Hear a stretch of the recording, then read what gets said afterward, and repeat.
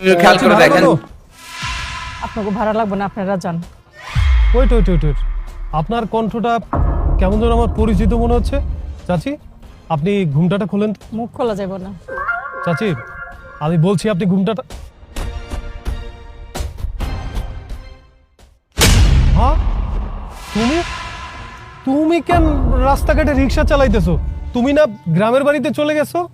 মা, আপনার এই অবস্থা কেন? আপনার না গ্রামে থাকার কথা, আপনার না গ্রামে গিয়েছিলেন, তাহলে আপনি এখানে রিক্সা চালাচ্ছেন? কিছু তো বুঝতেছি না। কি করবো, পেট চালাইতে হইলে তো গাড়ি চালাই আর বাসায় কাম করি আর রাস্তা ঝাড়ু দেই।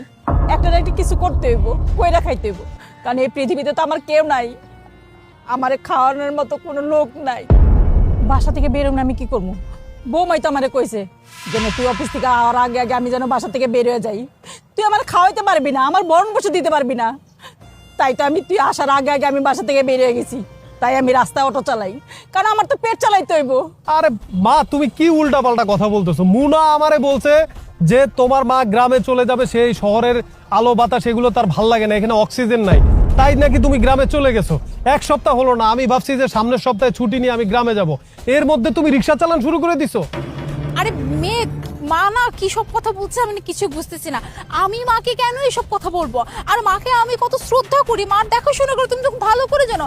এখন উনি কি উল্টাপাল্টা কথা বলতেছে। প্লিজ তুমি মার কথা একদম বিশ্বাস করো না। আমি মার সাথে এমন কিছু করতে পারি না, চিন্তাও করতে পারি না।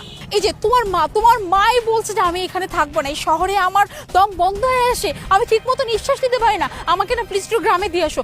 তাই তো বলাতেই আমি বলছি আচ্ছা ঠিক আছে মা, এত করে যেহেতু বলতেছেন আপনি গ্রামে চলে। মা সম্পূর্ণ মিথ্যা কথা বলতেছে মেঘ, আমি এমন কিচ্ছু করি নাই। খবরদার বৌমা, একটা মিথ্যা কথা তুমি কইবা না।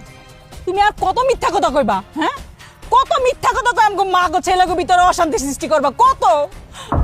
এই পৃথিবীতে আমার একমাত্র ছেলে, ওরও আমি অবিশ্বাস করছি, কিন্তু না, তোমার কথা আমি যদি অবিশ্বাস করে থাকি, কিন্তু আমার দীর্ঘ বিশ্বাস ছিল যে আমার ছেলে কোনোদিন এরকম করতে পারে না, এসব কইতেই পারে না। কিন্তু এগুলি যে সব তোমার শয়তানি, এটা আমার বুঝার ভুল ছিল বৌমা।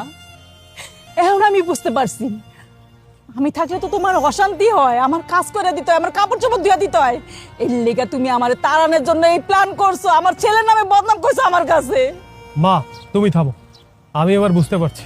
মুনা, আমার মা ছাড়া এই দুনিয়াতে আমার কেউ নাই। তুমি জানো মা আমাকে কত কষ্ট করে মানুষ করেছে, শুধু মাকে নিয়ে আমি থাকতে চাইছি বলে তুমি মাকে সহ্য করতে পারছো না। আমার তো অন্য কোনো ভাই বোন নাই যে তোমাকে জ্বালাবে, সাধারণ মায়ের একটু সেবা যত্ন করতে পারতেছো না।